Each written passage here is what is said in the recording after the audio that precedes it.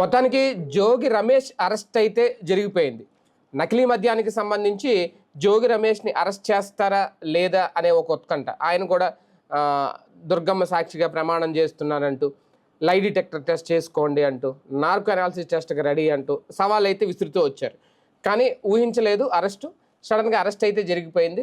ఇది కుట్రపూరితంగా జరిగిందనేది వైసీపీ మొదటి నుంచి చేసేది. ఇంతకుముందు లిక్కర్ స్కాము వ్యవహార అరెస్టులన్నీ అది కూడా కుట్రే, ఇప్పుడు కూడా ఇది కూడా కుట్రే అనేది వాళ్ళ వెర్షన్ వాళ్ళు వినిపిస్తారు. కాకపోతే భయపెట్టడానికి జరుగుతున్న అరెస్టులు, లేదంటే వీళ్ళు చెప్పినట్టు మొదటి నుంచి ఆ రెడ్ బుక్ అనేది ఒక్కొక్క పేజీలో ఒక్కొక్కరి పేరుందా, వైసీపీలో ఫైర్ బ్రాండ్లకి ఇక థ్రెట్ అనేది కామనేనా, ఇంకొన్ని రోజులు మరికొన్ని అరెస్టులు చూడబోతున్నాం, ఇలాంటి ఎన్నో ప్రశ్నలు. ఈ నేపథ్యంలోనే అసలు జోగి రమేష్ అరెస్ట్ వెనక ఏంటి, కుట్ర ఏంటి, రాజకీయం ఏంటి, ఇదే అంశం మీద చర్చించే ప్రయత్నం చేద్దాం. సార్, ఒకటి పూర్తిగా తెలుగుదేశం పార్టీ నాయకులే, తెలుగుదేశం పార్టీకి సంబంధించిన వాళ్ళే నకిలీ మద్యం తయారు చేశారు అని చెప్పి మొదట్లో ఆధారాలు ఉన్నా వాళ్ళిద్దరిని సస్పెండ్ చేసిన తర్వాత మళ్ళీ అనూహ్యంగా జోగి రమేష్ మీదకి రావడం, ఆయన పేరు రావడం, చివరికి ఆయన్ని అరెస్ట్ చేయడం ఎలా చూడాలి? ప్రాక్టికల్గా ఏంటంటే రెండు కోణాలు ఉన్నాయి ఇందులో. తాగుబోతుల సంతుష్టీకరణ ఒకటి, రెండవది వచ్చేటప్పటికి భవిష్యత్తు గురించి అతి ధైర్యంతో చేస్తున్నటువంటి అరాచక పని ఇది అని చెప్పాలి. ఇప్పుడు బెల్ట్ షాపు అనేది దుర్మార్గం. పీడీ యాక్ట్లో పెట్టండి, లోపలేసేయండి అని రోజు స్టేట్మెంట్లు ఇస్తారు. చంద్రబాబు గారి దగ్గర నుంచి రవీంద్ర గారి దాకా ఏమన్నా అమలు జరుగుతుందే? నిస్సిగ్గుగా విచ్చలవిడిగా బెల్ట్ షాపు సందుకి కనబడుతుంది. విచ్చలవిడిగా తాగేస్తున్నారు. చట్టం అనేది అక్కడ చుట్టమయ్యింది అమ్మేటటువంటి దుర్మార్గులకి, రాక్షసులకి. ఎందుకు ఆ పదం వాడుతున్నానంటే, వైన్ షాప్ లాంటి వాటిట్లది కొంతన్న కంట్రోల్ ఉంటుంది. దీంట్లో ఏం కంట్రోల్ ఉంటుంది? బెల్ట్ షాప్కి మంచినీళ్ళు దొరకదేమో కానీ రాత్రిపూట్ల లిక్కర్ దొరుకుతుంటే దాని పర్యవసానం ఏంటి? చుట్టుపక్కల సమాజం ఫేస్ చేస్తుంది, చుట్టుపక్కల ఆడవాళ్ళు ఫేస్ చేస్తారు, చుట్టుపక్కల చిన్నవాళ్ళు ఫేస్ చేస్తారు. తాగిన మత్తులో ఎదురుగుండా వెళ్తున్నటువంటి ఒక ఆడపిల్ల కనబడితే వాడు మర్యాదగా వెళ్తాడా, అమర్యాదగా ప్రవర్తిస్తాడా? ఆ మళ్ళీ కంప్లైంట్ చెప్పుకోవడానికి అవకాశం లేదు. లేబర్ ఏరియాల్లోనే ఉంటాయి, ధనికుల ఏరియాల్లో ఉండవు ఇవి. నష్టపోయేది, కష్టపడేది లేబర్. వాళ్ళు పోలీస్ స్టేషన్కి వెళ్ళి కంప్లైంట్ పెట్టి రోజు పోలీస్ స్టేషన్ల చుట్టూ తిరగలేరు, కానీ లోపల మానసికంగా నలిగిపోతుంటారు. ఈ ఏవైతే ఇట్లాంటి లిక్కర్ షాపులు ఉంటాయో, బెల్ట్ షాపులు, ఆ ప్రాంతంలో మహిళలు ధైర్యంగా తిరగలేకపోతారు కదా. ప్లస్ అది తాగినటువంటి వాడు ఏమైపోతాడు? దాంట్లో కల్తీనే ఇచ్చారా లేకపోతే ఏమి ఇచ్చారో అనవసరం. బట్ తాగుడు అనేటటువంటి దాన్ని ఎంతగా కంట్రోల్ చేయాలో సాధ్యమైనంత వరకు ప్రభుత్వాలు తాగడం నుంచి ప్రజల్ని దూరం చేయాలి. అసలు ఆ బాధ్యత వదిలేసాం. తాగిపించడం మా బాధ్యత అనే ఒక కొత్త కాన్సెప్ట్కి వచ్చాం. ఒకప్పుడు మద్య నిషేధం పెట్టిన పార్టీనైనా ఇట్లాంటి పని చేసేది అంటే వెంటనే కొంతమంది అర్జెంటుగా టముకులు వేసుకుని వచ్చేస్తారు. ఆ రోజుల వాతావరణాలు వేరు, ఈ రోజుల వాతావరణాలు వేరు. వాతావరణాలు ఎప్పుడూ మారలేదు. అప్పుడు ఏడాదికి 4 కాలాలే ఉన్నాయి, ఇప్పుడు ఏడాదికి 4 కాలాలే ఉన్నాయి. కాకపోతే సమస్య ఎక్కడ వస్తుందంటే, నీ ఆలోచన తీరులో నువ్వు తాగుతున్నావు కాబట్టి తాగిచ్చడం తప్పులేదు, లేదా నీ పిల్లలు తాగుతుంటే తప్పులేదు అనుకుంటున్నావా, నీ మనవాళ్ళు తాగుతుంటే తప్పులేదు అనుకుంటున్నావు. ఇంకా అసలు వ్యసనం అని ఇంతకుముందు ఎందుకు ప్రజలు మోసం చేసినట్టు? అది తాగండి, తాగి చావండి, ఇంతే కదా. చస్తే అదేదో వితంతు pension. At the same time బతికున్నంత వరకు వాడిని పీల్చి పిప్పి చేసి వాడు సంపాదించుకున్న రూపాయి, రాత్రి పగలు వాడు కష్టపడి సంపాదించుకున్న రూపాయి వాడి కుటుంబానికి ఖర్చు పెట్టడు, వాడి పిల్లల పోషకాహారానికి ఖర్చు పెట్టడు, వాళ్ళ పిల్లల చదువులకు ఖర్చు పెట్టడు, వాళ్ళ కుటుంబ జీవితానికి ఖర్చు పెట్టడు. మొత్తం తీసుకొచ్చి తాగుడికి తగలేస్తాడు. ఆ తగలేసిన తాగుడు కారణంగా వాడు చస్తాడు, తర్వాత పిల్లలు అనాథలు అవుతారు, విద్యకు దూరం అవుతారు, ఆ భార్య వితంతు అవుతుంది, మళ్ళీ ఆ కుటుంబం విచ్ఛిన్నం అవుతుంది.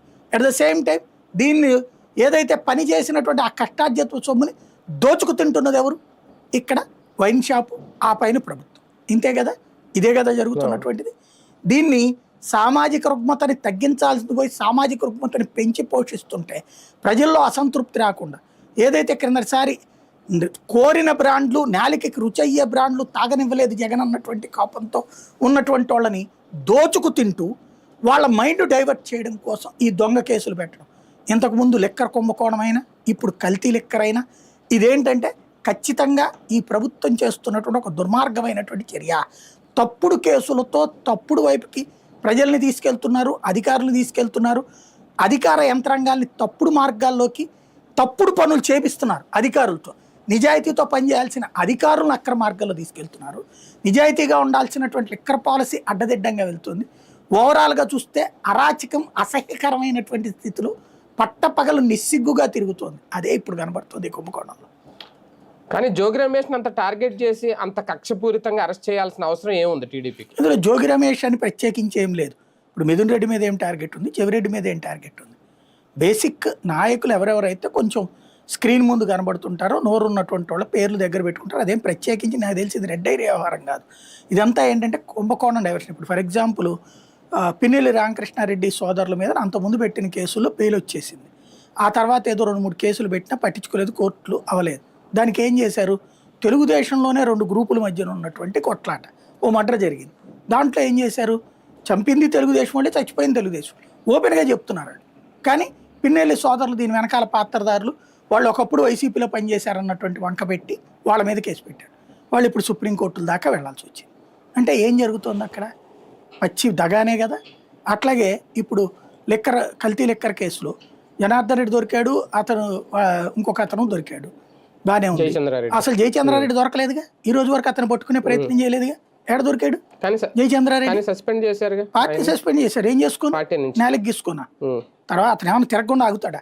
అసలు మెయిన్ సూత్రధారి ఇప్పటి వరకు దొరకలేదు కదా. మరి అతనిదే కదా చెప్పింది, అతను దొరకలేదు కదా. విచిత్రం ఏంటంటే వేమూరి ట్రావెల్స్ విషయంలో యజమాని దొరకడం, బట్ అతను పంపించిన చెక్కులు వస్తాయి. జయచంద్రారెడ్డిని పక్కన పెట్టి జనార్దన్ రావుని పట్టుకుంటారు.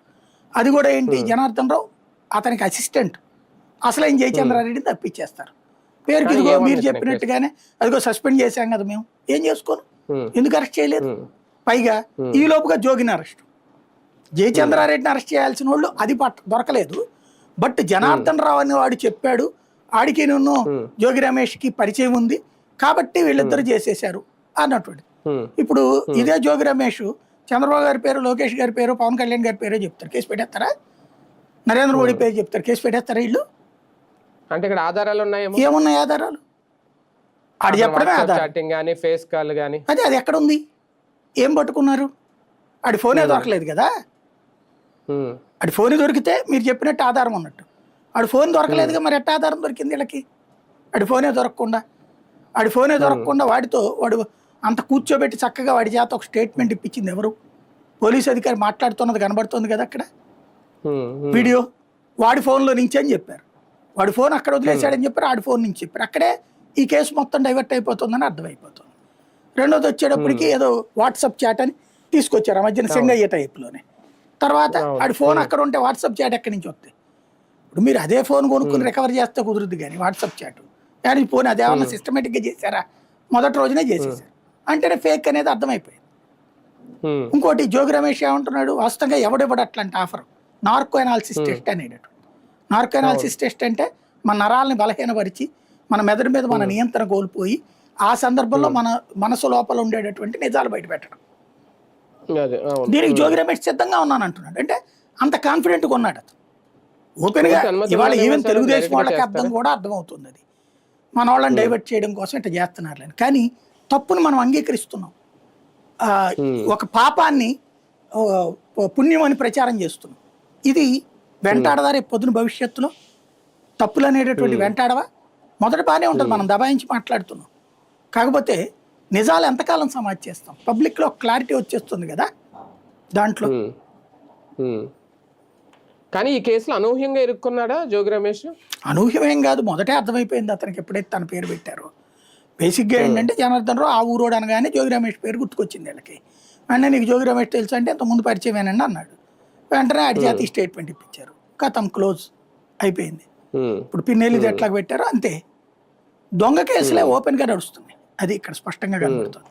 అంటే సార్ ఇందులో లోతుకి వెళ్తే 2023 నుంచే వీళ్ళు ఈ అక్రమం నకిలీ లెక్క తయారు చేశారు, అప్పటి నుంచే వీళ్ళకి పరిచయాలు ఉన్నాయి, ఇప్పుడు కూడా చేయాలి అంటే నిజంగా జగన్ హయాంలో కూడా జరిగిందా మరి ఇదంతా? మీరు సర్టిఫికెట్ ఇవ్వాలి, చంద్రబాబు గారి సర్టిఫికెట్ ఇవ్వాలి దాంట్లో. Very simple. నేను విచారణలో బయటపడుతున్నాయి కదా ఇవన్నీ. సిట్ అనేటటువంటిదే ఓ పెద్ద జోక్ కామెడీ సంస్థ, అది ఏమైనా చెప్తుంది, ప్రభుత్వం ఏం చెప్తే అది రాస్తుంది అక్కడ. ఇదివరకు ఎఫ్ఐఆర్లు అంటే ఫీల్డ్లో ఉన్నాయి రాసేవాళ్ళు, అక్కడక్కడ కొంత కల్పితమైనటువంటి సాక్షులు పెట్టేవాళ్ళు. అప్పుడు అలా కాకుండా ఒక ఎఫ్ఐఆర్ఏ కల్పితం రాయడం అనేటటువంటిది సిట్ దగ్గర నుంచి నేర్చుకోవాలి. భవిష్యత్తులో ఎవరైనా పిహెచ్డీలు చేసేటప్పుడు వీటి మీద పిహెచ్డీ చేస్తే ఓ 10 పిహెచ్డీలు వస్తాయేమో. ఎందుకంటే అంత సిల్లీగా ఇంతవరకు ఆంధ్రప్రదేశ్ చరిత్రలో ఎప్పుడు లేదు. ఇంతగా దిగజారిపోవడం వ్యవస్థ అనేటటువంటిది, ఇంతగా బానిసత్వం చేయడం అనేటటువంటిది ఎప్పుడూ లేదు. ఇంత అసహ్యకరమైన స్టేజ్కి ఎప్పుడు కూడా పోలీస్ వ్యవస్థ దిగజారలేదు. ఫస్ట్ టైం పోలీస్ వ్యవస్థ అంటేనే అసహ్యం వేస్తుంది అనమాట. పోలీస్ వ్యవస్థ అంటే చిరాకు పుడుతుంది. ఏంది ఇంత చండాలమా, ఇంత అసహ్యంగా తయారవుతుంది. పక్కన ఉన్న మన తెలంగాణ రాష్ట్రంలో వాళ్ళు నిజాయితీగా హార్డ్గా పనిచేస్తున్నారు. అక్కడ ఎవడో ఒకడో ఇద్దరు తయారయ్యారు అక్కడ. బట్ ఇక్కడ బానిసలుగా పనిచేస్తున్నాం మనం. బేసిక్గా ఏం సాక్ష్యం పట్టుకొస్తాం మనం? అక్కడ అసలైన వాడిని పట్టుకుని నువ్వు సాక్ష్యం చెప్పు. జయచంద్రారెడ్డి పట్టుకుని చెప్పు. ఇంకోటి 2023లో నుంచి చేశారు. ఎవరి కోసం చెప్తారు ఈ మాటలు? బేసిక్గా ఆ రోజున ఉన్నటువంటి దాంట్లో వెరీ సింపుల్. ఇప్పుడైనా నేను చెప్తున్నాను, ఇది చంద్రబాబు గారికి లోకేష్ గారికి సంబంధం ఉండదు, ఏ పవన్ కళ్యాణ్ గారికి సంబంధం ఉండదు. ఎందుకంటే వాళ్ళు చెయ్యాలనుకుంటే సందుకి ఇట్లాంటి షాపులు పెట్టించేసి ఇట్లాంటి ఇండస్ట్రీస్ ఇప్పుడు 1.5-2 కోట్లకు కదా మేము ఇదిగో ఎంఎస్ఎంఈలు ప్రోత్సహించే మధ్యలో కూడా అని చెప్పుకుంటారు గర్వంగా శుభ్రంగా. ఎందుకంటే ఇప్పుడు ఇందులో ప్రాణాంతకం కాదని తేలిందని వీళ్ళే చెప్పారు కదా. కాబట్టి నియోజకవర్గానికి ఒకటి పెట్టి పరిశ్రమ 2 కోట్ల రూపాయలతో పెట్టుబడి పెడితే 25 మందికి ఉపాధి అవకాశాలు, అట్లాగే తక్కువ రేటుకే మద్యం, ఇట్లాంటివన్నీ చెప్పుకునేవాళ్ళు కదా. ఎందుకు చెప్పుకోలేదు ఇక్కడ? బేసిక్గా అంటే అందులో వీళ్ళకి సంబంధం లేదు కాబట్టి. సంబంధం ఉంటే ఆ పని చేయించుకునేవాళ్ళు కదా. ఇంకా డబ్బులు 2 కోట్ల రూపాయలతో నువ్వు ఫ్యాక్టరీ పెట్టి నాకు నెలకు 50 కోట్లు పంపించారంటే పంపిస్తారు కదా వీళ్ళు. నెలకు కనీసం 10 కోట్లు పంపించమంటే పంపించగలరు కదా. భారీగా సంపాదన ఉంది కదా. కానీ వాళ్ళు అట్లాంటివి చేయలే. అక్కడ ప్రభుత్వం పాలసీలో ఒక లోపం ఏంటంటే లిక్కర్ పాలసీలో మ్యాక్సిమం ప్రభుత్వమే పిండేస్తుంది. 100కి 95 రూపాయలు పిండేస్తుంది.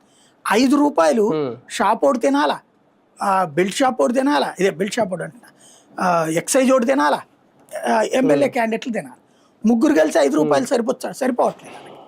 కాబట్టి మొదట ట్యాక్స్ లేని లెక్కర్ తీసుకురావడం బిగించేశారు.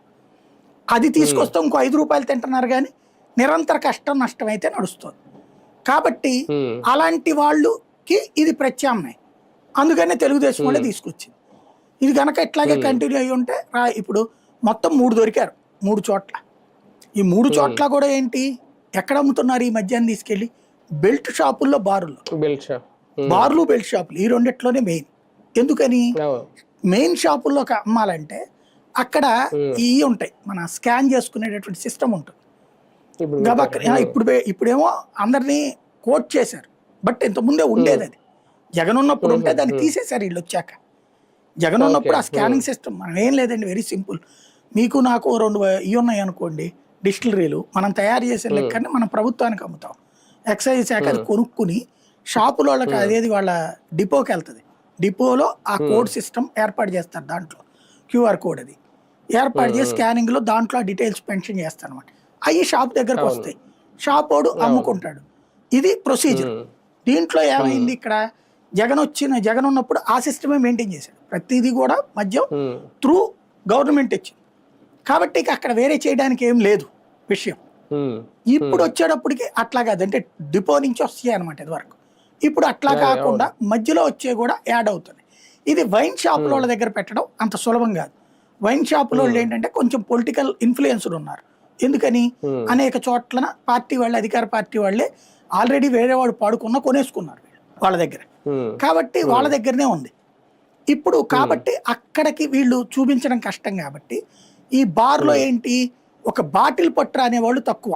99 రూపాయల మంది అయితే బాటిల్ చెప్తారు. ఈ బాగా కాస్ట్లీ ఏం చెప్తారు, ఓ పెగ్గు పట్టరా 2 పెగ్గు పట్టరా అంటారు.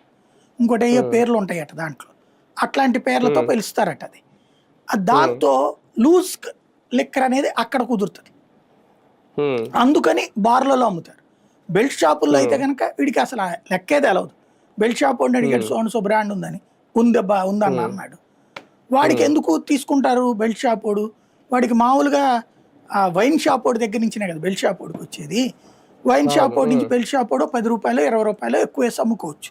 దానికి స్థానికులు సహకరిస్తారు. ఎందుకు, ఆ షాప్ దగ్గరికి వెళ్ళి కొనుక్కొచ్చుకుని ఎక్కడ తాగాలో తెలియనప్పుడు బెల్ట్ షాప్ దగ్గర అయితే అక్కడే తాగొచ్చు, ఇంకో 20 రూపాయలు పోతే పోయిందిలే. ఎందుకంటే ఇంటికి తీసుకెళ్ళి తాగితే పెళ్ళం కొడుతుందో లేకపోతే తీసి బాటిల్ పగలగొట్టుద్దో తెలియదు, పిల్లలు ఎదురుకుండా తాగడం కరెక్టో కాదో తెలియదు.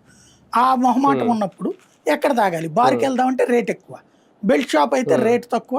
ఇప్పుడు పర్మిట్ రూములు కూడా వచ్చినాయి కాబట్టి నగరాల్లో అదొకటి నడుస్తున్నది. ఇక్కడికి వచ్చినప్పుడు కాస్త ఇంకా ఈ బెల్ట్ షాప్ వాడికి ఏంటి, 100 రూపాయల మీద ఇంకో 50 రూపాయలు తగ్గించి వస్తుంది అనుకోండి, 100 రూపాయల మధ్య వీడికి 50 రూపాయలు మిగులుతుంది కదా. కాబట్టి ఇంకోటి ఇదేం ప్రాణాంతకంగా అది ఎవడు చచ్చిపోవట్లేదు, బాగానే ఉంది, అదే బ్రాండ్ ఉంది, అదే స్టిక్కర్లు ఉన్నాయి, అది నడిచిపోతుందని బెల్ట్ షాప్లో బాగా ఇదవుతుంది. ఎందుకని బెల్ట్ షాప్ వాడిని కూడా దోచేశారు కదా. ఒకడు అత్యంత మరీ దారుణమైన ప్లేసుల్లో ₹1,00,000 అయితే మినిమం 5 నుంచి 7 లక్షల రూపాయలు పాట పాడుకున్నారు డబ్బులు. అక్కడ అంత డబ్బులు యాడ్ నుంచి వస్తాయి ఆడికి? 10 రూపాయల బాటిల్కి అమ్మితే రోజుకి ఒక 100 బాటిళ్ళు అమ్మితే 100 పదులు ₹1,000 మిగులుతుంది వాడికి. నెలకి 30,000 రూపాయలు. ఇందులో మళ్ళీ ఎక్సైజ్ లంచం ఇచ్చేయాలి. పోను వీడికి 10,000 మిగులుతుంది. ఈ 10,000 మిగిలినోడు 7 లక్షల ఏడాదిలో ఎట్లా సంపాదిస్తాడు బేసిక్గా? అంటే సంపాదించేది ఏముండదు. కాబట్టి అక్రమ మద్యం జరుగుతుంది. ఇక్కడేంటి, ప్రభుత్వపు ఆలోచన ధోరణి కారణంగా వచ్చినటువంటిది ఈ పర్మిట్ రూమ్స్ అనేటటువంటిది. ఇది ఎక్కడ కట్టడి చేయము, స్టేట్మెంట్లు మాత్రం ఇస్తుంటాం. ఆ పర్మిట్ రూములే ఇక్కడ ప్రధాన వేదికలైన ఈ కల్తీ లెక్కకి. మెయిన్ వాటిట్లో జరగలేదు అక్కడ. కానీ అరెస్టుల ద్వారా వైసీపీలో ఉన్న ఫైర్ బ్రాండ్లకి ఒక భయం ఏమన్నా మొదలైందా? ఇంకా అయిపోలేదు అరెస్టులు, జోగి రమేష్ తర్వాత ఇంకా కంటిన్యూ అవుతాయి, కొన్ని పేర్లు కూడా వినబడుతున్నాయి అనేది. తొలినాళ్లలో భయం వచ్చుద్ది, రోజు చేస్తుంటే ఇంకా భయం ఏంది, వీళ్ళు ఆల్రెడీ ప్రిపేర్డ్గా ఉన్నారు. ఎంతమంది గ్యాప్ వచ్చింది అరెస్టులు. చెవిరెడ్డి మొన్న కదా పోయింది, మళ్ళీ మిథున్ రెడ్డిని మళ్ళీ మొన్ననే కదా బెయిల్ మీద వచ్చింది. ఎక్కడ ఆపుతున్నారని వీళ్ళు పెద్ద నాయకులకు సంబంధించి ఇప్పుడు కోర్టుల చుట్టూ తిరగడం ఇది నడుస్తుంది. ఇదివరకు ఏంటంటే తొలినాళ్లలో కోర్టులు కూడా సీరియస్గానే ఇచ్చినాయి. తర్వాత అర్థమైపోయింది కేసులు చాలా వరకు దొంగ కేసులు ఉంటాయి అనేది. ఇంకోటి హైకోర్టు మందలించింది కదా ఆ తర్వాత, కాబట్టి ఆగినాయి. లేకపోతే కనుక అనేక మంది కేసులు అరెస్ట్లు అయ్యి కూడా అయినాయి కదా, కోర్టులు ఇంటర్ఫీర్ అయినాయి కూడా కదా. ఇప్పుడు ఏంటి అంటే ప్రస్తుతం వచ్చేటప్పటికి వీళ్ళకి కావాల్సినటువంటిది ఇష్యూ డైవర్ట్ కావాలి. అబ్బే అంటే ఇదివరకు ఏంటంటే ఒక ఊహాజనిత కథ సృష్టించేవాడు అప్పుడు. ఇప్పుడు అలా కాకుండా ఆ కథకి తగినటువంటి ప్లాట్ఫామ్ని త్రూ ఇన్వెస్టిగేటివ్ ఆఫీసర్ల ద్వారా చేస్తున్నారు. ఒక రకంగా ఏం లేదు, ఆంధ్రప్రదేశ్ ఫ్యూచర్ ఏంటి అంటే తెలుగుదేశం పోలీస్ అధికారులు, వైసీపీ పోలీస్ అధికారులు, ఇదే ఉండబోతుంది భవిష్యత్తు. ఇక ఆ దరిద్రమే ఆంధ్రాకి శాపం కాబోతుంది. ఏ చట్టబద్ధమైన కేసు నడవదు, ప్రతి కేసు వెనకాల రాజకీయ జోక్యాలు ఉంటాయి. ఇది ఇక్కడ ఏంటంటే మనం దీన్ని చాలా లైట్ తీసుకుంటున్నాం, లేదా రాజకీయ కోణంలో చూస్తున్నాం. రేపు పొద్దున మన కొంపల దగ్గరకు వచ్చినప్పుడు ఈ ప్రమాదం కనబడుతుంది.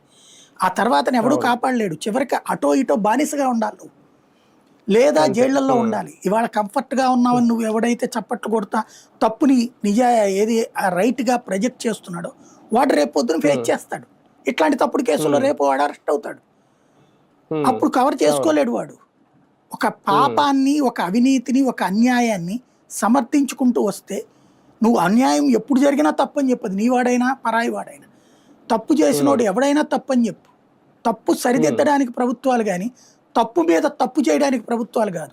గత ప్రభుత్వం తప్పు చేసిందని ఈ ప్రభుత్వానికి అధికారం ఇస్తే తప్పు మీద తప్పు చేస్తుంటే ఈ తప్పులో తప్పు లేదని తప్పనిసరిగా సమర్థించేటటువంటి తప్పుడోళ్ళు రేపు పొద్దున ఏ విధంగా న్యాయం మాట్లాడగలరు, ధర్మం మాట్లాడగలరు? రాజకీయ అరెస్టులుగానే చూడాలి సార్ ఇవన్నీ. ఖచ్చితంగా ఇదైతే ఖచ్చితంగా రాజకీయ అరెస్ట్. అన్నీ అన్నాను నేను. లెక్కర్ కుంభకోణం విషయంలో రాజకీయ అరెస్టులే జరుగుతున్నాయి. ఇది కూడా రాజకీయ అరెస్ట్ అంతే. కానీ ఈ రాజకీయ అరెస్టులతో భయపడతారా, రాటు తేలుతారా భవిష్యత్తు? బేసిక్గా ఒకటి, జగన్ కి ఒక గిఫ్ట్ ఇస్తున్నారు చంద్రబాబు గారు. వాస్తవంగా మొన్నటి ఎన్నికల తర్వాత దూరం అయినటువంటి క్యాడర్ని వీళ్ళు అరెస్టులు కేసులు పెట్టేటప్పటికి వైసీపీ వెనకాల తిరుగుతున్నారు వాళ్ళు సచ్చినట్టుగా. గ్రామంలో కూడా ఇంత మొన్నటిసారి వాళ్ళు వదిలేశారు. వాస్తవంగా జగన్ మమ్మల్ని పట్టించుకోలేదు. అదే చంద్రబాబు గారు అయితే వాళ్ళకి అదేది ఇసుక అమ్ముకోవడానికి పర్మిషన్ ఇస్తాడు, మందు అమ్ముకోవడానికి పర్మిషన్ ఇస్తాడు, బెల్ట్ షాపులు పెట్టుకోవడానికి పర్మిషన్ ఇస్తాడు. అలాగే గ్రౌండ్ లెవెల్లో పనంతా కూడా వాళ్ళ కార్యకర్తల చేతనే అయ్యేటట్టు చూస్తాడు. అదే జగన్ వచ్చి మనల్ని అందరినీ పక్కన పెట్టేసి అధికార యంత్రాంగంతో పని చేయించుకున్నాడు, ఆయనకు బుద్ధి చెప్పాలి అన్నటువంటి ఉద్దేశంతో వీళ్ళందరూ కూడా జగన్ వదిలేశారు. వదిలేసి మన పనేదో మనం చేసుకుందాం అన్న, మనకేం సంబంధం లేనప్పుడు మనకెందుకులే అని తిరిగారు వీళ్ళందరూ కూడా. వాళ్ళందరూ ఇప్పుడు అరెస్ట్ చేసి కేసులు పెట్టడం ద్వారా గ్రౌండ్ లెవెల్ కార్యకర్తల్ని జగన్కి తెచ్చిచ్చినట్టయింది. అట్లాగే ఇప్పుడు ఈ నాయకులు కూడా నిర్లక్ష్యంగా ఉన్నారు కిందటిసారి. ఎందుకు నియోజకవర్గాల మార్పులు రచ్చరచ్చ అయినాయి కదా. జోగి రమేష్ కూడా నియోజకవర్గం మార్పు అక్కడి నుంచి తీసుకొచ్చి పెడ నుంచి తీసుకొచ్చి పెనవలూరు వేసి చాలా రచ్చ అయినాయి కదా. నాయకులకి సీట్లు మార్చడం చివరిలో చివరేంటి ఏడాది ముందే మార్చినా ఒకరికొకరికి మధ్య సమన్వయం లేకపోవడం, ప్లస్ ఆ గొడవల మధ్యన జగన్ మీద చాలా అసహించుకున్నారు, విసిగిపోయారు. వాస్తవంగా ఆల్టర్నేటివ్ లేదు కాబట్టి జగన్ వెనకాల తిరుగుతున్నారు. ఇప్పుడు సైలెంట్ అయిపోయారు. సైలెంట్ అయిపోయిన వాళ్ళు మళ్ళీ వీడు తీసుకొచ్చి రెచ్చగొట్టి వైలెంట్ చేస్తున్నారు, మంచి బలంగా తయారు చేస్తున్నారు. వాస్తవంగా పడుకోవాల్సిన వాళ్ళందరినీ మంచి నాయకులుగా తీర్చిదిద్ది జగన్కి ఓ మంచి గిఫ్ట్ ఇస్తున్నారు బాబు గారు. భయపడి పారిపోయే వాళ్ళు ఉండరా? ఆల్రెడీ కొంతమంది ముందే అదే ఆ బ్యాచ్ వెళ్ళిపోయింది. మళ్ళీ ఇప్పుడు వాళ్ళని కూడా ఎతికెతికి పట్టుకుంటున్నారు కాబట్టి వాళ్ళు ఇక్కడికే వస్తారు కదా, మళ్ళీ ఏడికి పోవాలి ఇక, అంతేనా? వెనక్కి రావాల్సింది. అంతే. రైట్. చూద్దాం. మొత్తానికి జోగి రమేష్ అరెస్ట్ తర్వాత ఇప్పుడు ఎలాంటి పరిణామాలు చోటు చేసుకోబోతున్నాయి? వైసీపీలో ఫైర్ బ్రాండ్లు అందరూ భయపడుతున్నారా నిజంగా, లేదంటే ఈ అరెస్టులు చూసి ఇంకా రాడ్దేలిపోతున్నారా? మున్ముందు ఎలా ఉండబోతోంది జోగి రమేష్ తర్వాత నెక్స్ట్ ఎవరే అనే చర్చ అయితే మొదలైపోయింది. ఏం జరుగుతుందో చూద్దాం.